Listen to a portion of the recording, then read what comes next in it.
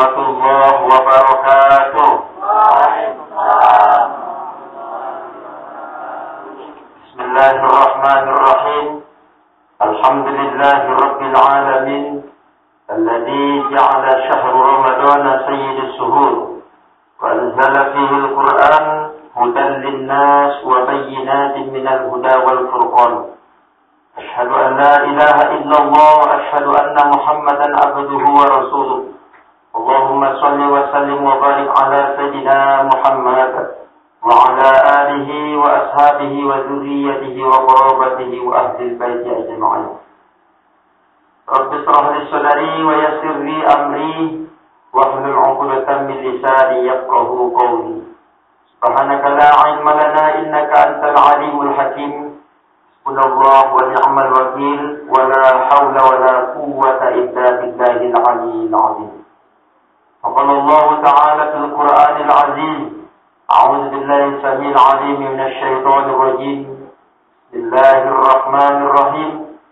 La taqrabuz zina innahu kana fahishatan wa sa'a sabila. Summa qala Rasulullah sallallahu alaihi wasallam fil kitabil hadis. Innamal a'malu binniyat wa innamal likulli imri'in ma nawa. Sadaqallah wa sadaqa rasulun nabiyul karim wa nahnu ala dzalika minasy syahidin wasyakirin walhamdulillahi rabbil alamin. Yang saya muliakan Bapak pengurus musholla kita, musholla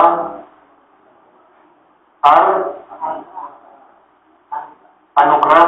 Semoga Allah anugerahkan kepada Bapak pengurus musholla beserta jajarannya, dan tak lupa juga kepada jamaah hadirin wal hadirat. Allah anugerahkan, Allah panjangkan umurnya, Allah tambah rezekinya.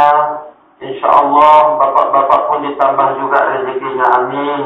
Tapi jangan ditambah istrinya. Yang saya muliakan juga adik-adikku para remaji yang menghidupkan malam Ramadan, yang tadarusi Ramadan, mudah-mudahan tetap istiqomah sampai akhir nanti. Amin Allahumma amin. Umumnya hadirin wal hadirat rahimakumullah. Di malam yang ke-8 ini Allah masih memperkenankan kita bertemu dan berduduk bersimpu di hadapan Allah Subhanahu wa taala. Kalau saya pandang wajah kita malam hari ini sudah mulai nampak mengkilat, lebih mengkilat dari batu akik. Alhamdulillah di malam hari ini mudah-mudahan saja semakin hari dosa banyak berkurang, rezeki pun pasti bertambah, ketenangan batin bertambah, tenang, insyaallah rezekinya pun bertambah luas. Salawat dan salam kita sampaikan kepada ruh Nabi Muhammad sallallahu alaihi wasallam dengan lafaz Allahumma sholli ala sayyidina Muhammad wa ala ali sayyidina Muhammad. Kita kirimkan juga salam dengan penuh rasa kerinduan kepada beliau. Sekalipun kita tidak pernah berjumpa dengan beliau, tetapi kita sangat merindukan bagaimana syafaatnya nanti. Dengan salam, assalamu alayka ya Rasulullah, assalamu alayka ya Habiballah, assalamu alayka ya Syafatullah wa rahmatullah wa barakatuh. Semoga Nabi kita yang berpusara di Raudhah, yang berdampingan dengan Abu Bakar dan Umar, insyaallah Allah perkenankan kita 1 atau 2 tahun yang akan datang berziarah di makamnya yang berada di Masjid Nabawi. Kata Rasulullah, taman surga itulah taman yang ada di dunia, yaitu adalah tempat pemakaman beliau. Hadirin yang berbahagia, saudara hadirin rahimakumullah. Kaji kita malam hari ini adalah berbicara tentang pergaulan bebas. Pergaulan bebas ini adalah merupakan salah satu tindakan pelanggaran daripada akidah di dalam Islam. Salah satu budaya yang dia hapuskan oleh Islam adalah bagaimana menghilangkan budaya pergaulan bebas. Kalau Bapak dan Ibu membaca koran tadi pagi, saya kebetulan baca koran di FDI. Terkejut saya, Satpol PP malam kemarin razia, maka ditemukanlah anak-anak kita yang pergaulan bebas. Ada di Hotel Holiday, ada di MTQ, ada di stadion, ada di simak-semak, semuanya semuanya adalah anak-anak kita, Bapak dan Ibu. Kenapa terjadi pergaulan bebas? Kenapa terjadi? Alasannya hanya satu. Alasannya ada dua, alasannya ada tiga, dan apapun alasannya, kita harus bagaimana mentadabburi ayat-ayat suci Al-Quran. Ya ayyuhalladzina amanu qu anfusakum wa ahlikum nar. Artinya adalah ibda binafsi, mulai dari diri kita. Supaya tidak terjadi pergaulan bebas. Orang tuanya pergi tarawih, tapi anak gadisnya pergi keluar. Inilah yang terjadi, Bapak dan Ibu. Saya sering, sudah berapa malam saya ceramah, pulang dari ceramah, betapa banyak gadis yang diganti oleh anak-anak orang lain. Akankah itu anak tetangga kita? Akankah itu putri kita? Mari kita mulai dari bentengi keluarga kita masing-masing, Bapak dan Ibu. Memang zaman sekarang beda dengan zaman kita.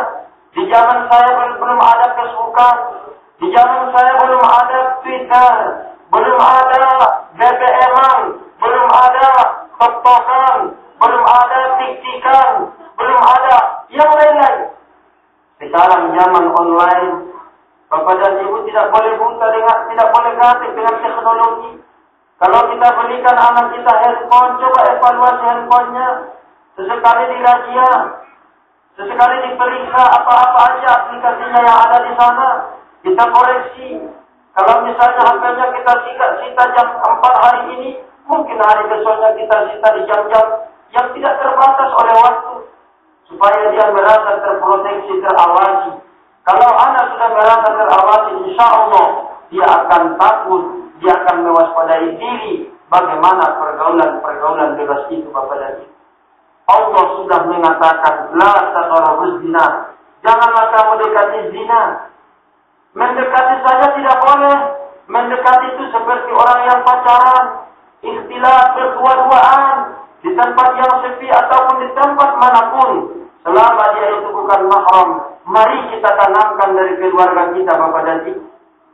Jangan kita malu berbicara kepada anak gadis kita. Jangan kita malu berbicara kepada anak kita. Kita sampaikan.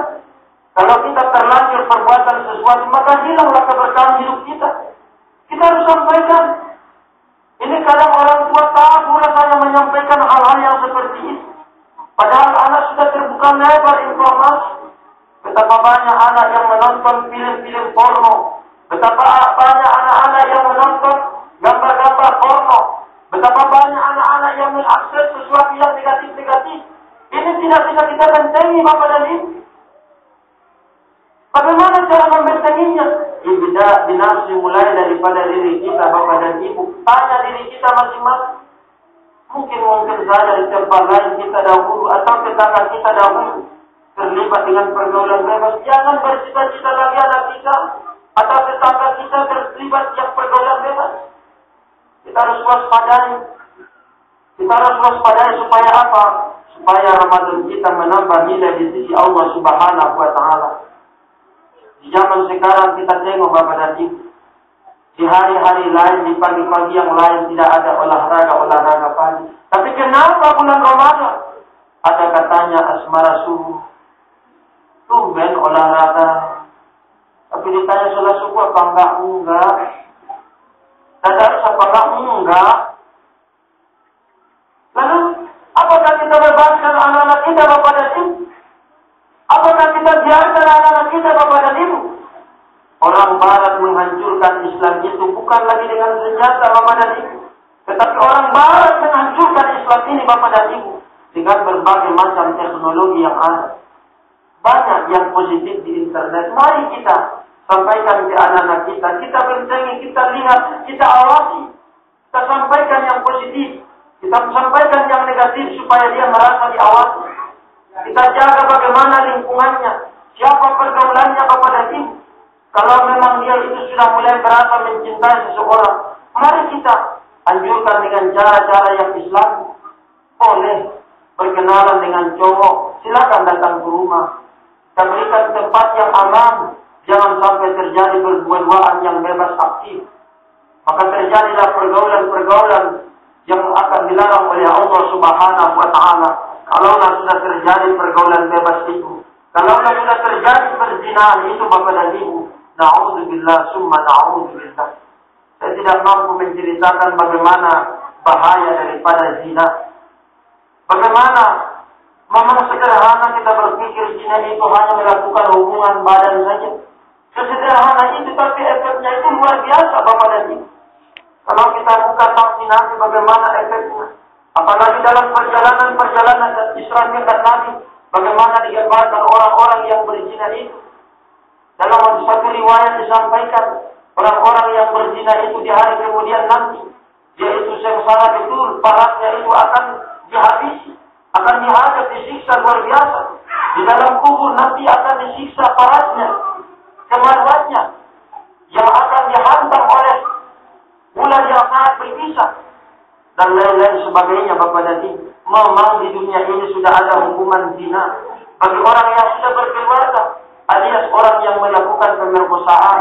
Tetapi alangkah indahnya kalau hukum negara kita ini, selama dia itu melakukan hubungan itu, apakah sama suka atau tidak, tetapi sebenarnya rujuklah dengan hukum Islam. Kalau dia itu belum akad nikah, maka dia dilarang melakukan hubungan itu. Tapi hukum negara kita Bapak dan Ibu baru sampai batas. Kalau orang itu melakukan hubungan suka sama suka, maka dia bebas daripada tuntutan hukum. Inilah yang kita kesalkan Bapak dan Ibu. Semoga lahirnya peraturan tanggung jawab daripada keluarga kita Bapak dan Ibu. Insya Allah pergaulan bebas ini bisa kita penting. Karena bagaimanapun Bapak dan Ibu, anak adalah merupakan tanggung jawab kita. Kullu mauludin yuladu 'alal fitrah. Fa'abawahu, maka orang tuanya lah yang menjadikan dia itu seorang majusi, yang menjadikan dia seorang Yahudi, yang menjadikan dia orang sebarat-baratan, yang menjadikan dia segala macam apapun yang ada di atas dunia ini. Kita tidak boleh lari dari tanggung jawab itu Bapak dan Ibu. Kita tidak boleh lari dari tanggung jawab itu. Kalaupun masa lalu kita mungkin tidak sebaik yang kita harapkan, jangan bercoba-coba, jangan bercita-cita mewariskan nilai-nilai yang kurang baik kepada keluarga kita Bapak dan Ibu. Di bulan Ramadan ini, mari kita banyak meminta ampun kepada Allah Subhanahu wa Ta'ala.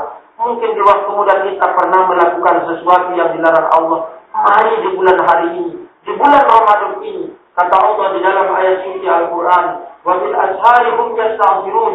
Di waktu ujung malam itu, di waktu sahur itu, di waktu jam 3 atau setengah 4 itu, sampai datangnya subuh itu, gunakanlah setelah kita habis sahur, kita sholat sunnah 2 rakaat, mari kita minta ampun kepada Allah Subhanahu wa Ta'ala akan dosa-dosa yang kita laksanakan di masa lalu Bapak dan Ibu, kecil atau besar.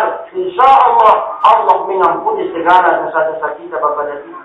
Kalau kita di dalam membaca istighfar ini minta ampun kepada Allah sampai meneteskan air mata Bapak dan Ibu, insya Allah kita sudah dicatat orang yang diampuni dosanya. Mengkoma Ramadana, orang yang mendirikan malam Ramadan, termasuk orang yang tadi di waktu sahur ini, sambil kita sahur, sambil kita sahur kita selesai, sambil menunggu datangnya Isya, sambil menunggu datangnya waktu subuh, kita beriktikaf di masjid ataupun di mushola, sembari kita meminta ampun kepada Allah Subhanahu wa Ta'ala sampai datangnya waktu subuh. Man shalla fi subuhin, siapa yang sholat berjamaah pada waktu subuh adalah faka'annama sholal laila kullu, seperti dia sholat sepanjang malam Bapak dan Ibu.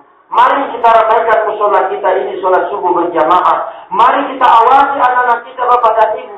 Kita boleh di sini sholat, tapi di mana anak gadis kita hari ini Bapak dan Ibu? Coba kita pikirkan, bertanya, di mana mereka sedang berada hari ini? Akankah kita biarkan sebebas-bebasnya di rumah? Banyak yang mengatakan dia di rumah. Banyak strategi anak. Ketika dia merasa jam sekian orang tuanya sudah keluar, maka dia segera pulang Bapak dan Ibu. Kita harus tengok, kita harus waspadai Bapak dan Ibu. Kita harus jalin silaturahim di antara kita.